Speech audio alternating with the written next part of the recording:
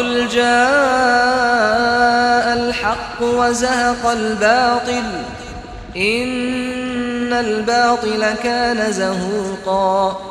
و بگو حق آمد و باطل نابود شد، بیگمان باطل نابود شدنی است.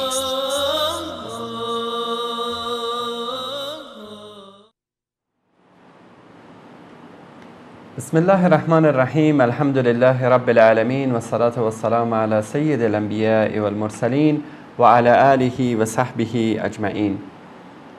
بینندگان عزیز و گرامی، السلام علیکم و رحمت الله و برکاته. با قسمت دیگری از برنامه بتشکن در خدمت شما عزیزان هستیم که در این برنامه طوری که تصمیم گرفتیم و در اولین قسمت این برنامه خدمت شما عزیزان بیان نمودم، می‌خواهیم بت‌هایی رو که روافض و دشمنان قسم خورده اسلام در مقابل الله سبحانه و تعالی و در مقابل دین مقدس اسلام ساخته‌اند در این برنامه بشکنیم. و گفتیم که یکی از این بت‌های شرک، ظلم، جنایت و آدمکشی و ترور امام زمان هست. امام زمانی که از این موهوم خیالی برای ضربه زدن به اسلام، به مسلمانان و حتی به انسانیت استفاده می‌کنند. بارها دیدیم که هر جنایت و هر ظلمی رو که علیه انسانیت انجام بدن، به طور مثال در ایران میگن که خب این حکومت امام زمان هست و هرچه در اینجا صورت میگیره زیر سایه امام زمان صورت میگیره. اگر در کهریزک ها تجاوز میکنن به زنان و دختران و حتی به جوانان و به مردان، میگویند که اینجا حکومت امام زمان است و حتما این تجاوزها هم زیر نظارت امام زمان صورت میگیرد. اگر ملت رو در فقر و بدبختی و ذلت نگه میدارن و سرمایه های ملی رو به غارت میبرن، میگویند که ولی فقیه مطلق و رهبر جمهوری اسلامی جناب آقای خامنه‌ای نائب برحق امام زمان هست و هر چی ایشان انجام میدهند مستقیما از امام زمان دستور میگیرند. حتی رئیس جمهور این کشور هم هر غلطی رو که بخواد انجام بده در مملکت اینو به پای امام زمان مینویسه و اگر به سفرهای خارجی بره حاله از نور اطرافش رو گرفته و امام زمان در نیویورک و پاریس و واشنگتن و همه جا ایشونو همراهی میکنه. در دین مبین اسلام یک سری اشیاء مقدس و یک سری مقدسات وجود داره، مانند ذات اقدس الهی، پیامبر بزرگوار اسلام، قرآن کریم، قبله مسلمان ها در مکه مکرمه، همسران و اهل بیت رسول اکرم صلی الله علیه و آله و سلم، اصحاب یارانشان، که اینا جز مقدسات دین مقدس اسلام محسوب میشن. در نزد روافض، چون در هفته قبل ما نشون دادیم که اساس این مذهب و پایه این مذهب رو شخصی به نام عبدالله ابن سبع یهودی قرار گذاشته و هدف از تأسیس این مذهب ضربه زدن به اسلام و مسلمان ها بوده، اینا آمدن در مقابل همه مقدسات اسلامی برای خودشون مقدساتی درست کردن.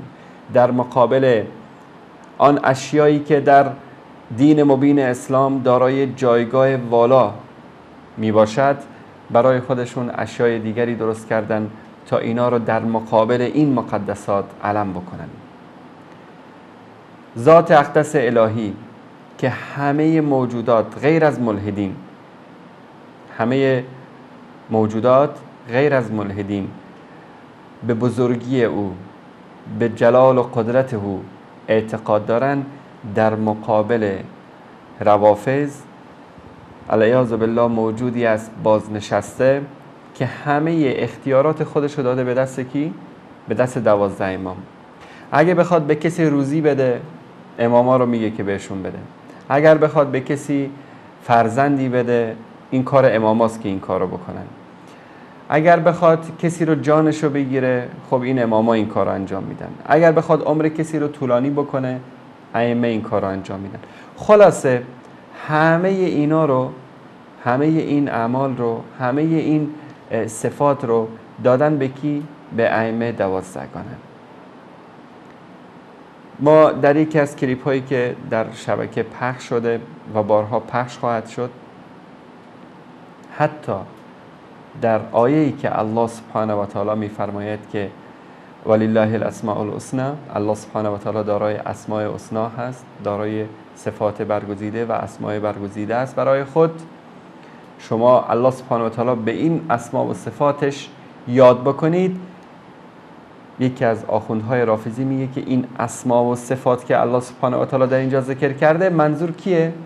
منظور امامان هستن، منظور ائمه اهل بیت هستن. حتی یعنی اسماء و صفات الله سبحانه و تعالی را هم براش نگذاشتن، این هم تقسیم کردن در بین خودشون. اگر گفتیم که قرآن مقدس هست، میگن بابا قرآن اصلی مقدس که 17,000 خورده آیت هست، این در نزد امام زمان هست.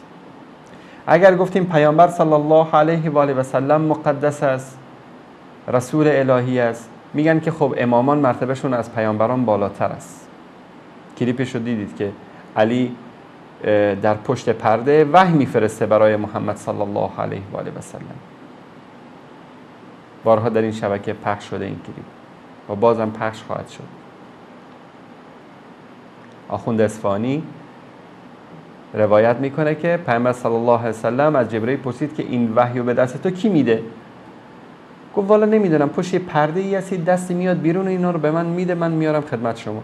گفت این دفعه من به عنوان ولی تو و وکیل تام الاختیار به تو اجازه میدم که این پرده رو بزنی کنار، ببینی کیه که این دست کیه که از پشت پرده به تو وحی رو میده که به من برسانی. میگه جبرئیل وقتی پرده رو زد کنار، دید که علی ابن ابی طالب اونجا نشسته. این توهین و مسخره کردن رسول اکرم صلی الله علیه و آله و سلم نیست؟ اگر گفتیم کعبه افضل تره، قبله مسلمان هاست، مکانی است که الله سبحانه و تعالی بارها در قرآن کریم بکة المبارکه، بلد الامین، ام القرى و دهها صفت نیکوی دیگری پیامبر صلی الله علیه و آله و سلم برای مکه و در فضائل مکه ذکر کردن، میگن نه خیر، خاک کربلا از مکه افضل تره. در مقابل هر مقدسی گفتیم که باید یک چیز رو علم بکنن. اگر من بخوام فقط این بت‌هایی رو که در مقابل مقدسات اسلامی اینا ساختن بشماریم، شاید که 10 ساعت وقت بخواد. اما میریم سر اصل موضوع این برنامه فعلا، قضیه امام زمان. پیامبر صلی الله علیه و آله و سلم در حدیث شریفی فرمودن که بعد از من در آخر الزمان از فرزندان من، از نوه‌های من شخصی میاد به نام محمد ابن عبدالله. اسمش اسم منه، اسم پدرش اسم پدر منه. دنیا رو پر از عدل و داد میکنه، بعد از این که دنیا پر از ظلم و جور و ستم میشه. این شخص میاد تا دین مبین اسلام رو تجدید بکنه. این شخص به عنوان یک هدایت شده و هدایتگر میاد تا اسلام رو به اون اصالتش، اسلام رو به اون اهداف والایی که محمد مصطفی صلی الله علیه و آله و سلم براش فرستاده شد برگردانه. اومدن در مقابل این شخص هم بتی رو درست کردن به نام امام زمان. گفتن این امام زمان در کوفه به دنیا اومده و خلاصه در سرداب نمیدونم فلانجا گم شده و بعد رفته پنهان شده و بعد غیبت صغرا داشته و بعد غیبت کبرا داشته و بعد 4 تا نواب داشته و نوابش این خمس‌ها و چیزای مردم رو بهش میرسوندن و بعد پیام‌هایی از اون برای مردم می آوردن. خلاصه یک سریالی درست کردن به نام امام زمان و این موجود خیالی رو به عنوان یک مجسمه‌ای که من دون الله، به غیر از الله سبحانه و تعالی پرستش میشه، در مقابل مهدی موعودی که پیامبر صلی الله علیه و آله و سلم به رسیدنش مژده داده بودن و این که در آخر زمان به دنیا میاد و دنیا رو پر از عدل و داد میکنه علم کردن. اگر درخواست رزق و روزی میکنن، درخواست فرزند میکنن، به جای اینکه از الله سبحانه و تعالی بخوان، از این بتی که در مقابل ذات اقدس الهی درست شده از امام زمان میخوان یا ابا صالح ادرکنی. این بت نه تنها من دون الله پرستش میشه، این بت نه تنها صفات الله سبحانه و تعالی را بهش دادن، بلکه یک انسان جنایتکار یا بگیم موجود، چون کلمه انسان، اطلاق کلمه انسان بر این موجود واقعا توهین به انسانیته. ما نشون دادیم که این موجود خیالی وقتی که میاد 2/3 مردم دنیا رو میکشه. یعنی اگر بگیم جمعیت دنیا در الان مثلا حدود 6 میلیارد، 4 میلیارد رو میکشه، 4 میلیارد رو از دم تیغ میگذرانه.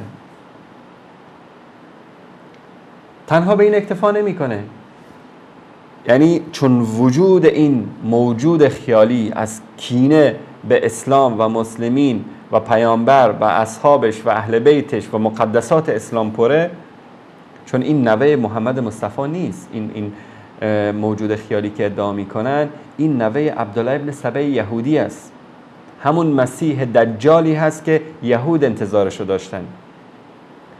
میاد چیکار میکنه؟ مکه رو خراب میکنه، مدینه رو خراب میکنه. تنها به خراب کردن اکتفا نمیکنه، قبر همسر پیامبر و یاران پیامبر ابوبکر و عمر و اینا رو باز میکنه، اینا رو از قبر در میاره، زنده میکنه، اینا رو به صلیب میکشه، اینا رو شلاق میزنه و از اینا انتقام میگیره. لعنت خدا بر این امام زمان و بر کسانی که از این امام زمان پیروی میکنن که انتقام میگیره از کسانی که فارس و روم و شام و یمن و جزیره العرب رو به اسلام ملحق کردن. انتقام میگیره از کسانی که یهود و نصارا رو به خاک ذلت نشاندن. انتقام میگیره از کسانی که اسلام رو زنده کردن. انتقام میگیره از کسانی که قرآن رو به ما رساندن. انتقام میگیره از کسانی که سنت رسول اکرم صلی الله علیه و آله و سلم رو به ما رساندن. انتقام میگیره از محبوبه رسول اکرم صلی الله علیه و آله و سلم، از عایشه صدیقه که رسول اکرم صلی الله علیه و آله و سلم وقتی از دنیا رحلت کردن سر مبارکشون بر روی سینه عایشه صدیقه بود. از همسر پیامبر انتقام میگیره. خدا لعنت بکنه اون موجود خیالی رو که میاد به جای اینکه قبر ابو جهل و ابو لهب و امیه ابن خلف و فرعون و نمرود و شداد و شمر و اینا رو باز بکنه و اونا رو به صلیب بکشه، میاد قبر کسانی رو باز میکنه و کسانی رو به صلیب میکشه و کسانی رو عذاب میکنه و شکنجه میکنه که بیشترین خدمت رو به اسلام و مسلمین کردن.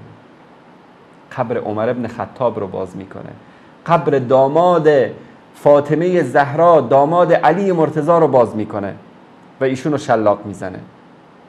اگر کمی از عقل و منطقمون کار بگیریم به این نتیجه میرسیم که این موجود خیالی، این امام زمانی که ادعا میکنن، اون امام زمانی نیست که پیامبر صلی الله علیه و آله و سلم بشارت اومدنش داده بودن، بلکه این همون مسیح دجالی است که یهود در انتظارش بودند و هستند و چون دین رافضه گرفته شده از دین یهود هست، مؤسس این مذهب عبدالله ابن سبع یهودی است، این اعتقادات به شکل اتوماتیک از مغز عبدالله ابن سبع یهودی به مغز آخوندهای رافضی منتقل شده، چون منشأ و اساس هر دو یکیست، یهودیت. و میدونید که من بارها گفتم در این برنامه و بازم تکرار میکنم، اون بغض و کینه و عداوتی که یهودیت در مقابل اسلام داره هیچ کس نداره، چون ضرباتی رو که ابوبکر و عمر و عثمان و علی و اصحاب پیامبر و دین مقدس اسلام به یهودیت زدن، به این یهودیت خار و ذلیلی که الله سبحانه و تعالی در قرآن کریم میگه که بر اینا ذلت و مسکنت مهرش زده شده تا روز قیامت. و این رو یقین بدانید که تا روز قیامت اینا نمیتونن به عزتی برسن، نمیتونن به دولتی برسن، نمیتونن به آرامش سکونی برسن، چون اون مهر ذلت و مسکنت بر پیشانی اینا زده شده. به خاطر چی؟ به خاطر نافرمانی هایی که کردن، به خاطر پیامبران رو کشتن، به خاطر اون بغاوت هایی که در مقابل الله سبحانه و تعالی کردن. و روافض هم همون ذلت و مسکنت یهود بر پیشانی اینا زده شده. در هر جایی که زندگی بکنن تا چهره واقعی خودشون رو نشون بدن، از اونجا طرد میشن. روایت میکنن به دروغ از امام جعفر صادق، میگن شما بر دینی هستید که اگر اونو آشکار بکنید خداوند شما رو ذلیل میکنه، اگر اونو پنهان بکنید خداوند بهتون عزت میده. واقعا که همینطوره. راست گفتن در حالی که دروغگو هستن. تهمت بستن به امام جعفر صادق اما حرفشون راسته. تا وقتی که مردم اینا رو نشناسن به بهانه وحدت و دوستی و همدلی میان به مسلمانان نزدیک میشن. اما تا مسلمان ها از کتاب های اینا، از اعتقادات اینا، از اعتقادات علمای اینا آگاه بشن، اینا رو مثل سگ از خودشون دور میکنن. میپردازیم به ادامه موضوع برنامه. موضوع اون وجه تشابهی که بین امام زمان خیالی روافض و امام زمان یهودیان وجود داره. تا موضوع 11 در برنامه گذشته رسیده بودیم. موضوع 12 رو دوستان عزیز لطف بکنن از صفحه مانیتور من نشون بدن که امام زمان یهود میاد چیکار میکنه؟ 2/3 جهان رو میکشه. 2/3 مردم جهان رو میاد این امام زمان میکشه و یهودیان 7 سال تمام اسلحه هایی را که غنیمت گرفتن میسوزانند. در آن وقت است که یهودیان بر جهان مسلط شده و بقیه ملت ها بردگان آنها گشته و گوسفندان آنها را میچرانند. سفر زکریا اصحاح 13 فقره 8، کنز المرصود دکتر روهلینگ صفحه 65، سفر اشعیا اصحاح 61 فقره 5 و 6 و اصحاح 66 فقره 22. این اعمالی هست که امام زمان صهیونیست ها میاد اونو انجام میده. ببینیم امام زمان روافض چیکار میکنه.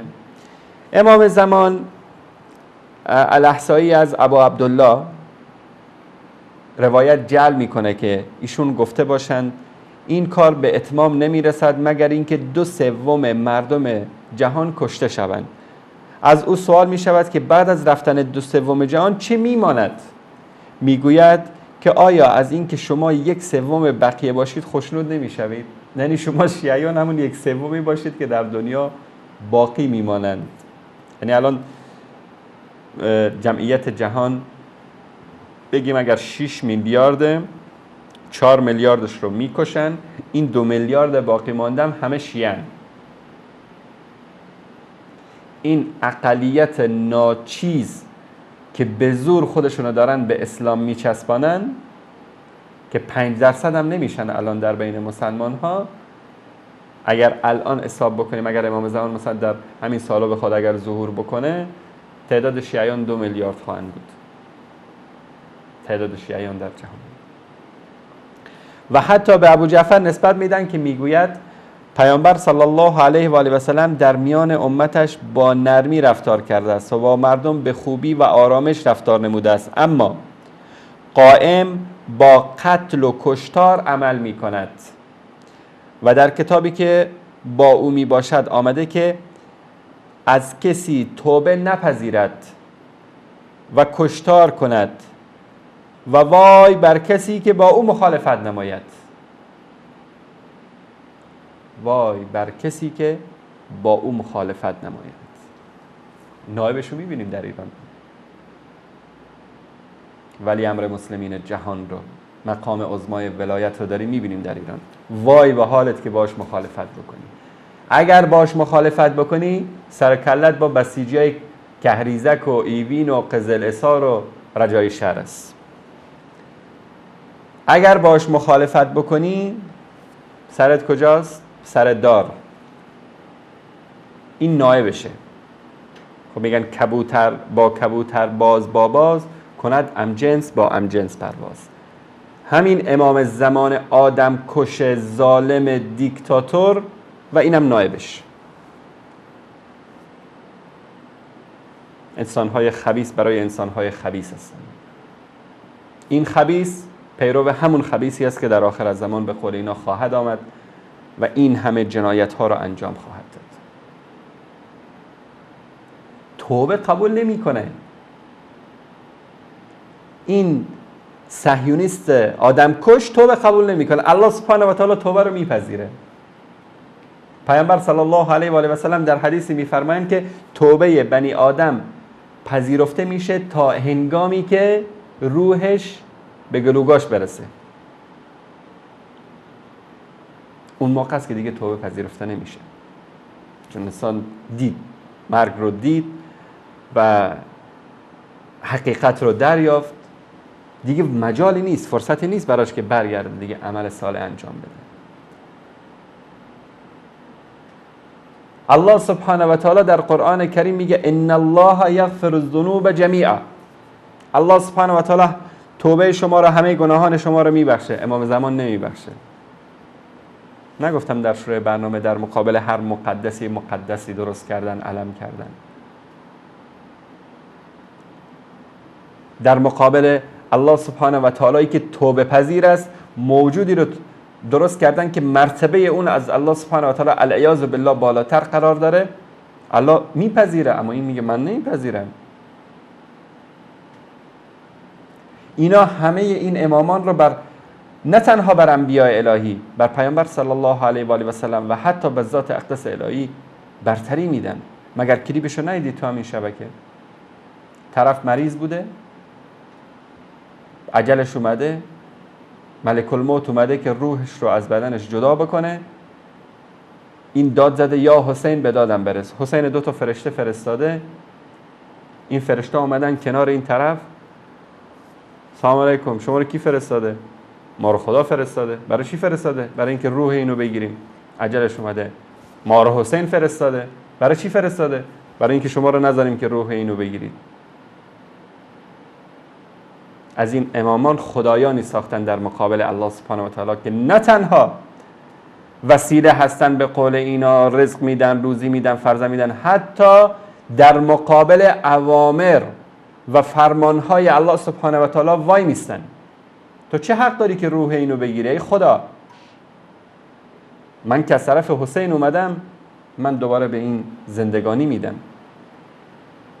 کلیپش رو دیدید در این شبکه ما پخش کردیم از حجت الاسلام اصفهانی. این امام زمان آدم کشه. این مطلب رو در رجعه الاحصایی صفحه 51 و در الغیبه نعمانی صفحه 153 و در بحار الانوار مجلسی جلد 52 صفحه 353 ذکر کردن. شباهت بعدی، امام زمان یهود وقتی که میاد چیکار میکنه؟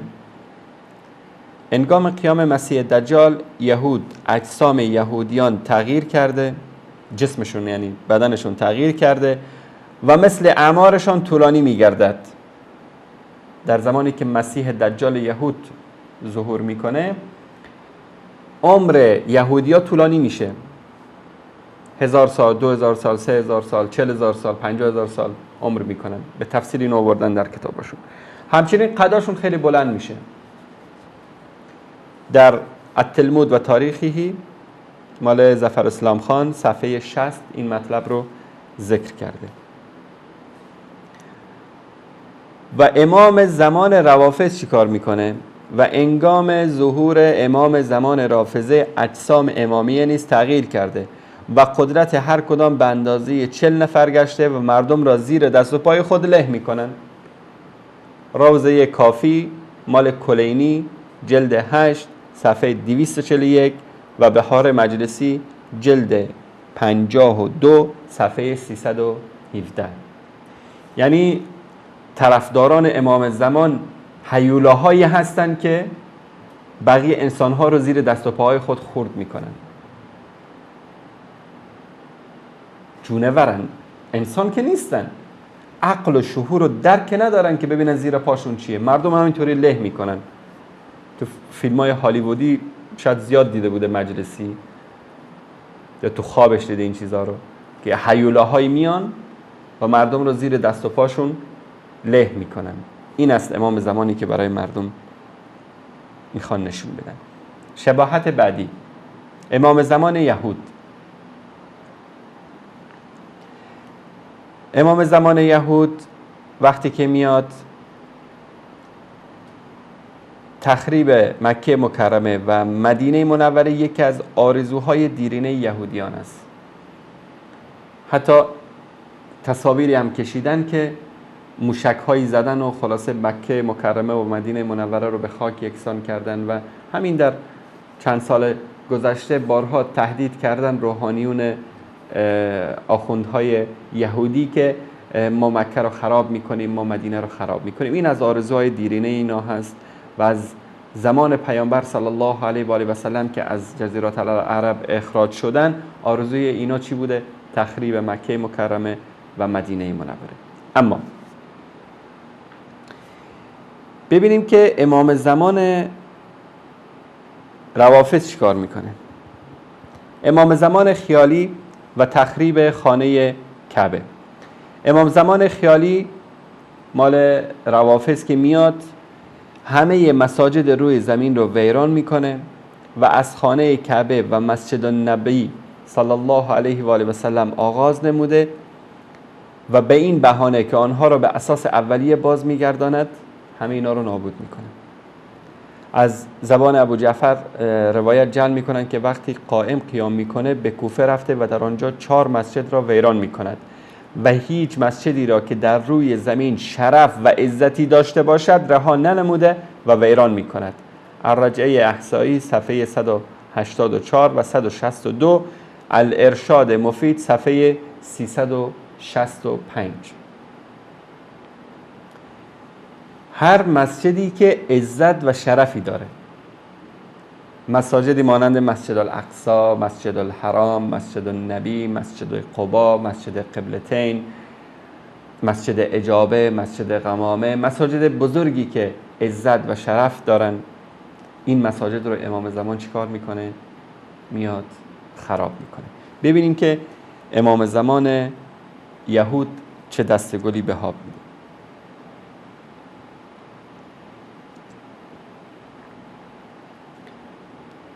مسیح خیالی یهود بعد از گردآوری یهود شروع به گردآوری بقیه مللی می نماید که بنا به زعم آنها ستمی بر یهود روا داشتند، مخصوصا مسلمانان، تا همه آنها را محاکمه و قصاص کند. سفر یونیل اصحاح 13 فقره 8. ادعا می کنند که اینا همیشه در حالی که ظالم هستن مظلوم نمایی می کنن، می کشن، مظلوم نمایی می کنن، خراب میکنن، مظلوم نمایی میکنن، اشغال میکنن، مظلوم نمایی میکنند. عین همون عادتی رو که شیعه دارن. جنایت میکنن، آدم میکشن، تجاوز میکنن، هر بلایی دستشون برسه بر علیه مسلمانان دیگه انجام میدن، اما در ظاهر ما مظلومیم. در همین افغانستان همسایه ایران حزب وحدت رافضی در طول دوران جنگ‌های داخلی و در دوره جهاد، باور بکنید ظلم‌هایی رو که اینا بر ملت مجاهد افغانستان کردن یهود بر فلسطینیا نکرد. من اینو چالش میدم و تحدی میکنم که افرادی هم هستن که میتونن شهادت بدن در این مورد. دوستانی که صدای من رو میشنون و میبینن این شبکه رو، کسانی که در جهاد علیه روس‌ها شرکت کردن در افغانستان، وقتی از منطقه ازارجاد میگذشتن در دوران جهاد، سگ رو میپختن به مردم، به زور میخوراندن، چای سرد رو میآوردن، 10 برابر پول میگرفتن از مجاهدین. از سلاحی که به خاطر جهاد علیه روس‌ها مجاهدین با خودشون از مناطق اینا مجبور بودن که رد بکنن، به اصطلاح به عنوان خمس میگرفتن از اینا. چقدر از فرماندهان و مجاهدین مخلص رو اینا به شهادت رساندن. به عزت و شرف چند زن افغانی در کابل و در اطراف کابل و در پغمان اینا تجاوز کردن. مردم پغمان میدانن قضیه‌ای که در دوران جنگ داخلی رخ داد در کابل. چقدر جوانان و علمای اهل سنت رو در کانتینرها انداختن و آتیش زدن در افغانستان در دوران جنگ‌های داخلی. ملت افغانستان اون خاطره های تلخ عبدالعلی مزاری رحمت الله علیه و بقیه جنایتکاران حزب وحدت رو فراموش نکردن و نخواهند کرد. اینا همین هستند. امروز مظلوم نمایی میکنن در حالی که اکثریت مواقع مهم و وزارتخانه های مهم و ادارات مهم دولتی و غیر دولتی در دست ایناست. رسانه ها در دست ایناست. قدرت در دست ایناست. معاونیت رئیس جمهور و وظایف مهم دولتی در دست ایناست. بازم که ببینید ما مظلومیم، ما بیچاره‌ایم، ما بدبختیم در افغانستان. و هر روزی که قدرت دستشون برسه در افغانستان، با شما هی مردم اهل سنت افغانستان همون معامله‌ای رو میکنن که صفوی‌ها در ایران با اهل سنت کردن. زنده زنده در آتش میسوزانن. شاید شنیده باشید پدر سوخته که میگن خاصن به افغان‌هایی که مهاجر هستن در ایران. این کلمه پدر سوخته از وقتی رواج پیدا کرد که به فرزندان کسانی میگفتن که پدران و مادران اینا رو در ایران دوران صفوی به جرم سنی بودن صفوی‌ها آتیش زدن، سوزاندن. به فرزندان اونا که به زور شیعه شده بودن یا شیعه کرده بودن اونا رو میگفتن این پدر سوخته است، یعنی پدرش از همون سنی هایی است که به دست صفوی‌ها سوزانده شد. همین معامله رو با شما هم میکنن اگر بیدار نشید و جلوی اینا رو نگیرید. همین معامله رو با مسلمانان تاجیکستان خواهند کرد اگر قدرت خدای نکرده دستشون برسه. و در هر جا که قدرت دستشون رسیده کردن. در عراق کردن، دیدید. ما فقط یک مستندی آماده کردیم فقط در مورد مساجد اهل سنت عراق که به دست اینا به آتش کشیده شده. در هر جایی که قدرت دستشون برسه معاملهشون با اهل سنت همون معامله‌ایه که در کتاباشون امام زمان میکنه با همه انسان ها. شباهت بعدی،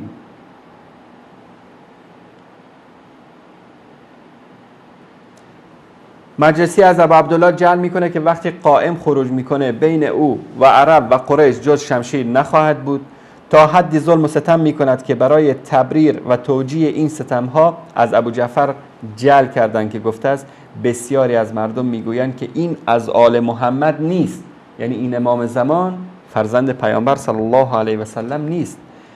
اگر از آل محمد می بود خود رحم و مروت می داشت. از بس که آدم میکشه مردم تعجب میکنن، میگن این از آل محمد نیست. اگر از آل محمد می بود رحم و مروت می داشت، چون پیامبر صلی الله علیه و سلم و اهل بیت پیامبر صلی الله علیه و سلم به داشتن رحم و مروت و عفو و بخشش و از خودگذشتگی معروف بودن.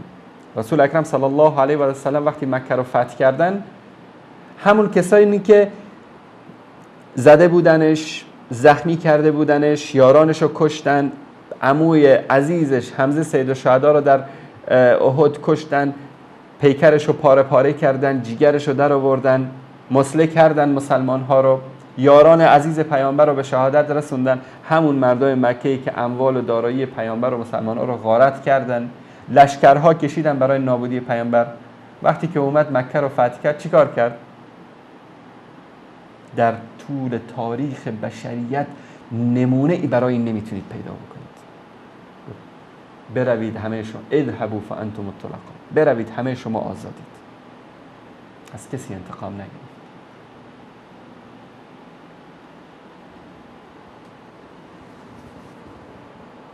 و حتی اموات نیز بنا به گفته شیخ مفیدشون از شکنجه این منتقم کینه‌توز امامیه رهایی نمی‌یابد.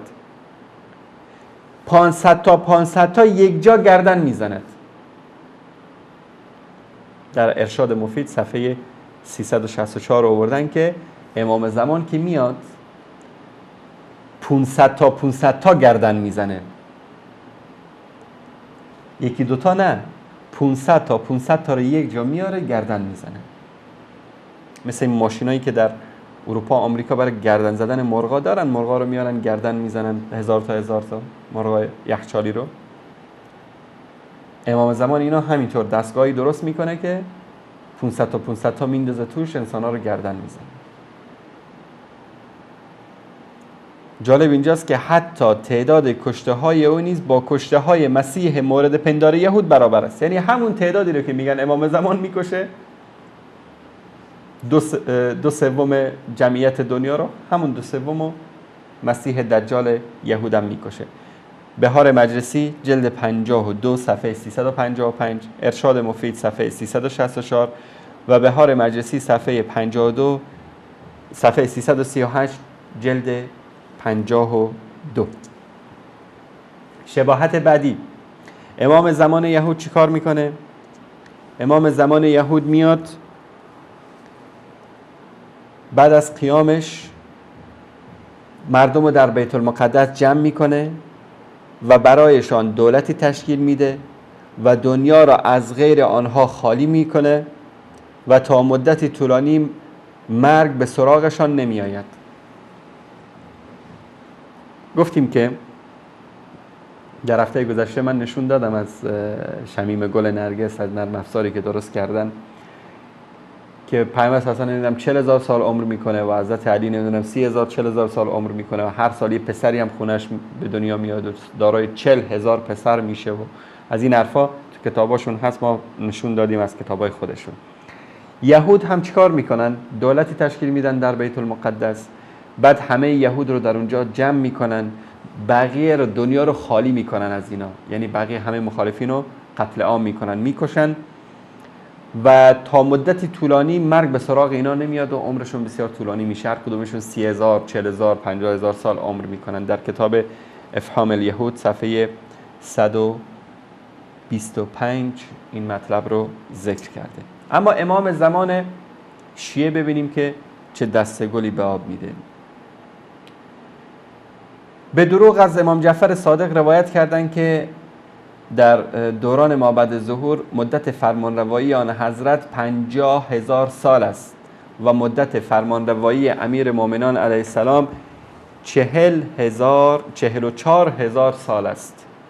بهارالانوار مجلسی جلد 53 صفحه 104، الایقاظ من الحج از صفحه 368. شباهت جالبیه با امام زمان صهیونست ها.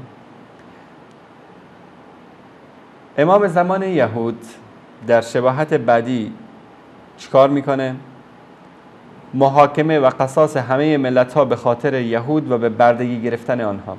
بنابراین اسطوره های ساختگی که دلیل بر آرزوهای این هوسرانان و بافندگان این آرزوهاست، مسیح دجال خیالی بعد از گردآوری یهود شروع به گردآوری بقیه مللی می نماید که بنا به زعم آنها ستمی بر یهود روا داشتند تا همه آنها را محاکمه و قصاص نماید. سفر یونیل اصحاح 13 فقره 8. همین کار رو امام زمان روافض هم انجام میده. با هم ببینیم.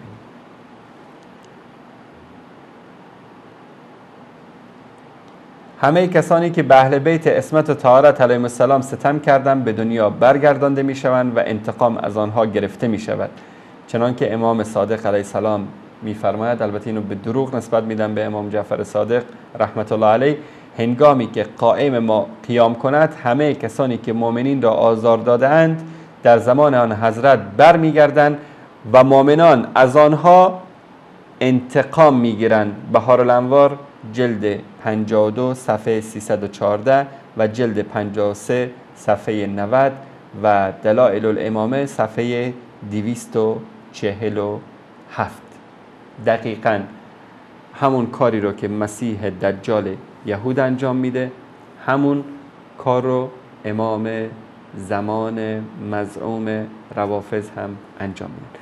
شاید خسته شدید از این همه جنایت ها و خونریزی های امام زمان. با هم میان برنامه میبینیم تا کمی به اصطلاح جو عوض بشه و دوباره برمیگردیم در خدمت شما عزیزان و جنایات امام زمان و شباهت های وی با امام زمان صهیونیست یهودیان.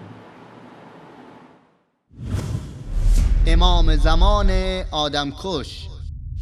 آخوند دانشمند، نگید امام زمان آدم میکشه. اولا من یه جمله بگم به شما جوانها، عینک هاتون رو نسبت به امام زمان عوض کنید. بعضی ها حجت ابن الحسن رو سلام الله علیه رو العیاذ بالله با دیده قصاب نگاه میکنن. آقا میاد گردن میزنه، سرا رو میپرونه. خب حالا به یه جوون بگیم آقا دعا کن برای آقایی که میخواد بیاد بکشده، جوون دعا میکنه؟ من نمیگم وقتی آقا میاد کسی کشته نمیشه، ولی به قول استاد ما یک سری احادیث، این احادیث اسرائیلیات یهودیا درست کردن که ما از امام زمان فاصله بگیریم، بترسیم از امام زمان.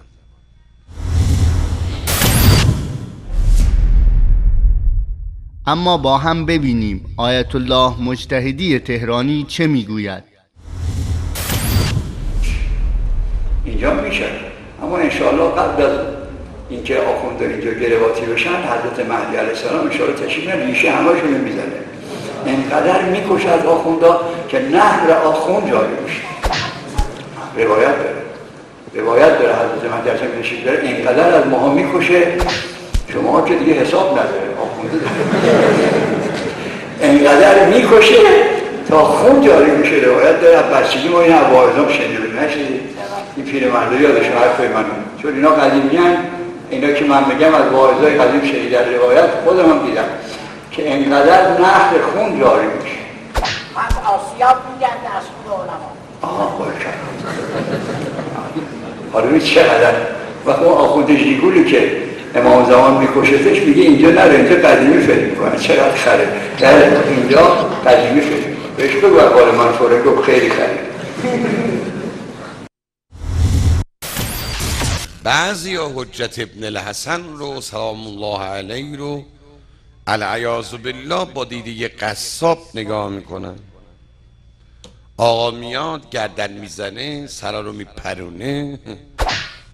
خب حالا به یه جوون بگیم آقا دعا کن برای آقایی که میخواد بیاد بکشده، جوون دعا میکنه؟ ریشه همه‌شون میزنه. اینقدر میکشه از آخوندا که نهر آخوند جاری میشه. روایت داره حضرت مهدی علیه السلام تشریف داره، اینقدر از ماها میکشه شما که دیگه حساب نداره. آخونده بعضی ها حجت ابن الحسن رو سلام الله علیه رو العیاذ بالله با دیده قصاب نگاه میکنن. آقا میاد گردن میزنه، سرا رو میپرونه. خب حالا به یه جوون بگیم آقا دعا کن برای آقایی که میخواد بیاد بکشده، جوون دعا میکنه؟ ریشه همه‌شون میزنه. اینقدر میکشه از آخوندا که نهر آخوند جاری میشه. روایت داره حضرت مهدی علیه السلام تشریف داره، اینقدر از ماها میکشه شما که دیگه حساب نداره. آخونده آقای دانشمند میگوید روایاتی که خوناشام بودن امام زمان را ثابت می کند اسرائیلیات است و یهودیان ساختند.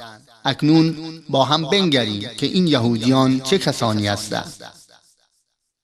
از ابو جعفر نقل شده که گفت اگر مردم می دانستند که قائم هنگام خروج چه کار خواهد کرد، بیشترشان دوست نداشتند او را ببینند. از مردمانی که می کشد و او با کشتن قریش شروع می کند و جز شمشیر چیزی رد و بدل نمی شود، تا جایی که بسیاری می گویند که این از آل محمد نیست وگرنه مهربان بود.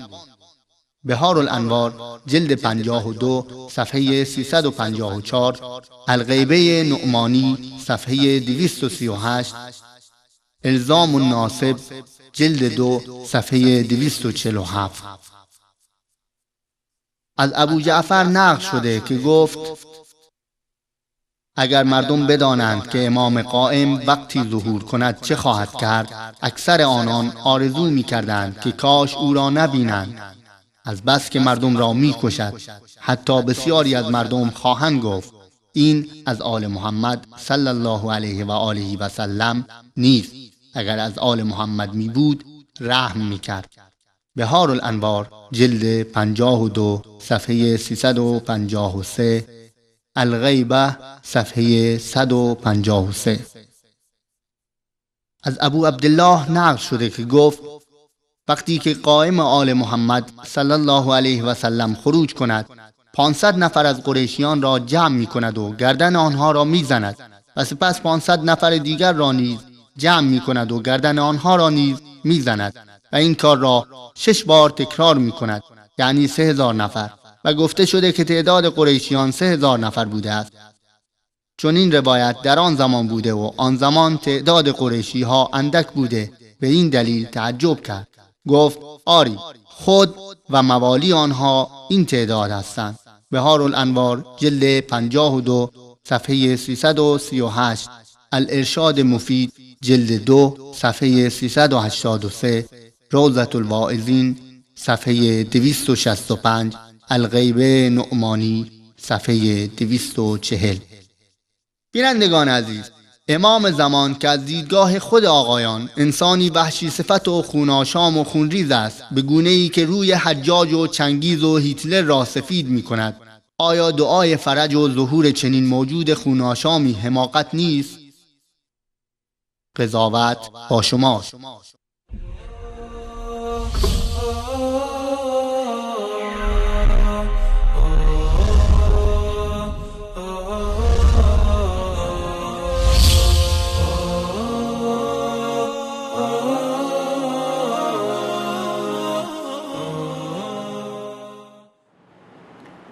با سلامی مجدد خدمت بینندگان عزیز و گرامی، ما خواستیم میان برنامه برای شما عزیزان پخش بکنیم که کمی جو عوض بشه از جو جنایت و کشتار و خونریزی امام زمان که متاسفانه دوستان میان برنامه پخش کردن که دیگه در اینم آدم کشی بود. خب منتها این آدم کشی شاید برای بعضی از شما عزیزان که در طول این سالها سختی ها و مشکلات و دردها و رنج ها را از دست این آخوندها دیدید شاید خوشایند باشه، چون کشتار آخوند هاست و شاید انتقامی باشه برای خونهای بیگناهانی که در طول این سالها به دست این شیادان و جنایتکاران ریخته شده. قبل از این میان برنامه گفتیم که انتقام و کشتن مخالفین و زنده کردن مخالفین یکی از صفاتی است که امام زمان یهود داره و امام زمان روافض هم همین صفت رو از این موجود جنایتکار به ارث میبره. دوستان عزیز در اتاق فرمان اگر تصویر لپتاپ من رو نشون بدن.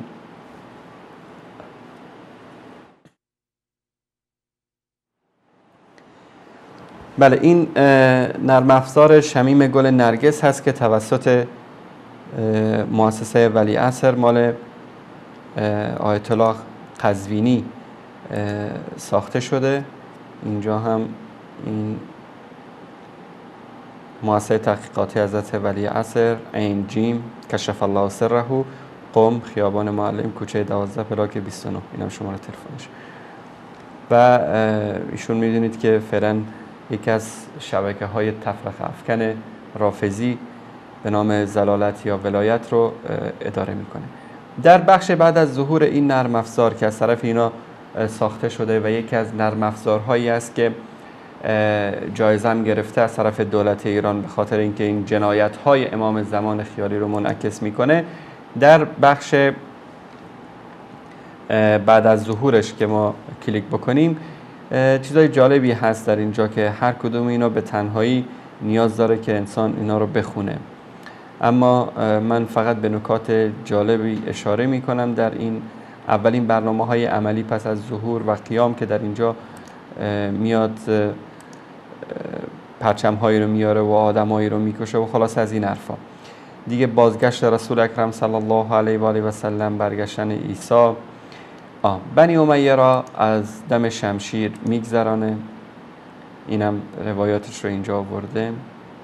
هنگامی که من و شیعیانم خارج شویم و به دنیا برگردیم، عثمان و پیروانش نیز خارج میشوند و بنی امیه را از دم شمشیر بگذرانیم. کافران آرزو میکنند ای کاش مسلمان بودند. یعنی قزوینی و دار و دستش بارها ادعا کردن که ما توهین نمی کنیم. این نرم افزار رو انگار امام زمان درست کرده به اسم مؤسسه تحقیقاتی ولیعصر. ما همیشه گفتیم که کسانی که از همه نزدیکتر باشن، از همه بیشتر خدمت کرده باشن به اسلام، حجمه های روافض و دشمنان اسلام به این شخصیت ها بیشتره.